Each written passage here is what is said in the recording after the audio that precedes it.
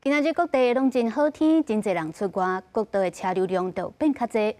高公局是表示讲，各道5号恐惊是会拖到半暝，还佫有包含着即个国道1号苗栗到湖口、西螺到埔盐系统，还佫有国道3号德山到中兴等等这路段，车拢会真侪，所以提醒民众塞车出门得要注意。车一台刷一台，警方伫现场管制。国庆连假第2天，宜兰地区已经有上8车流。5号国道5号北向车真多，伫下晡5点了后，甚至出现塞车情形，部分路段车速只有40几。高公局说明，北向涉水崩坑通过量甲去年同期相比是增加4%，更加有511国道全线交通量会有118万车公里。截至下午3点，国5北向的雪隧通过量约为17000辆次。相较于112年同期增加。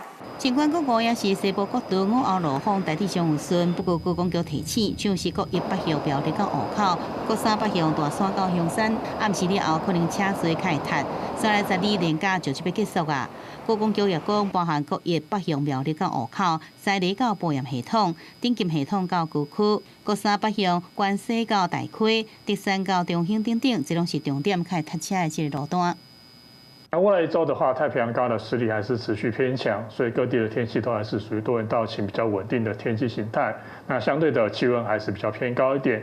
假期第2天，未少游客把握好天气，拢出行行，真侪观光景点人拢真多。气象署也有测，有太平洋高压偏强，昨日气温是继续偏悬，尤其是湘北、云林这所在，可能有36度的高温。预计19了后，东北季风会南下，这个温度就会降落。记者宋宏报道。